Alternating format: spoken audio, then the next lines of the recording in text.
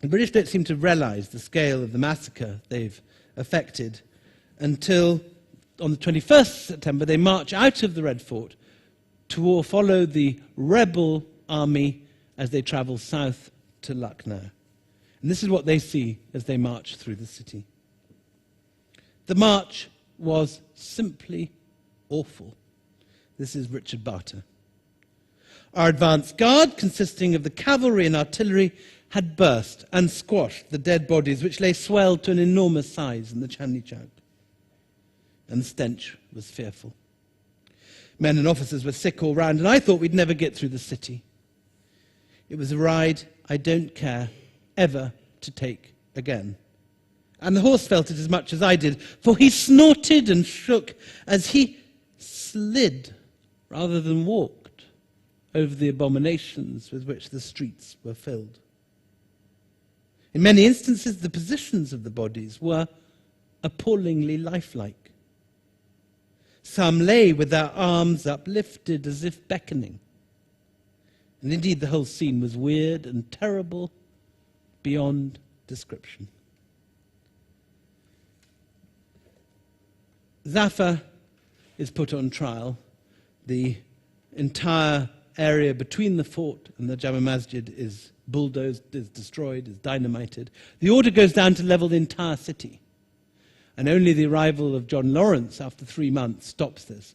The Jama Masjid was going to be destroyed, levelled, and replaced with a Gothic cathedral. The Red Fort was going to be entirely smashed down. Luckily, Lawrence cancels this order, but enough is destroyed. About a third of the city is completely levelled by the time the orders are reversed. Zafar is put on trial. He's lost his mind by this stage, having seen all his children slaughtered in front of him. Now, legally, Zafar is the overlord of the East India Company.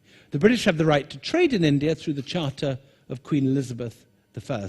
They have the right to rule in India only as the representative and the tax collectors of the Mughals. Now, this may not be the reality of their power, but it is the legal basis of it.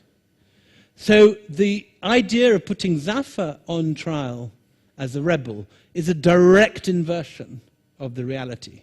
In the same way, the accusation made against him that he is leading an international Muslim conspiracy which stretches to Mecca and Tehran. These are, again, are things which echo down the centuries today, is in a complete inversion of the reality, which is the fact that the reality is that this was led initially by largely Hindu sepoys who rose up initially against largely military grievances in the army.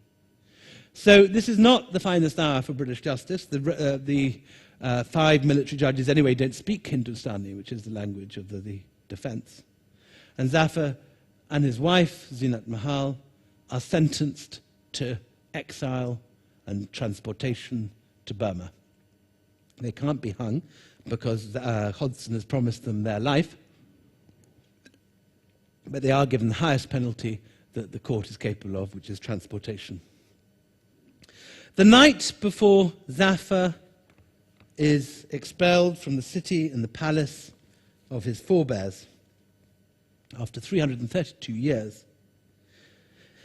the Times war correspondent, William Howard Russell, the veteran of the Crimean Wars and one of the few British writers to give anything like an honest description, who wasn't, in a sense, the only non-embedded journalist in the 1857 uprising, goes to visit Zafar.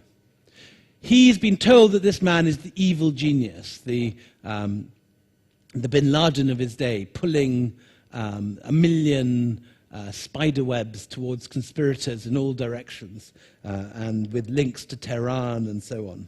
What he finds, instead, is this: a dim, wandering-eyed, dreamy old man with a feeble, hanging nether lip and toothless gums. Not a word came from his lips. In silence he sat day and night, with his eyes cast on the ground, as though utterly oblivious of the conditions in which he was placed. His eyes had the dull, filmy look of very old age. Some heard him rambling on about his dreams and quoting verses of his own composition, writing poetry on a wall with a burnt stick. So this is the last image that we have of the Mughals in Delhi. The same dynasty which from its very beginning had been so obsessed with the aesthetic, with gardens, with architecture, with fine miniature painting. Their last knight, Zafar, who is deprived of pen and paper, is still writing poetry, but with a burnt stick from the fire on the wall. Now, no one knows whether those lost verses on the wall are the same as the verses that he is alleged to have written in exile in Rangoon, which the Desis among you will know from Muhammad Rafi and Lal Kila, about no yards of Indian soil being given for his graves. But I'll just end the evening with a reading of those last couplets of Zafar in the version of Ahmed Ali, who translated them in exile himself in Karachi. And he's converted a series of disparate couplets into a single English poem. So this is the last verses of Zafar in exile in Rangoon. And the poem is dedicated to his wife, Zinat Mahal.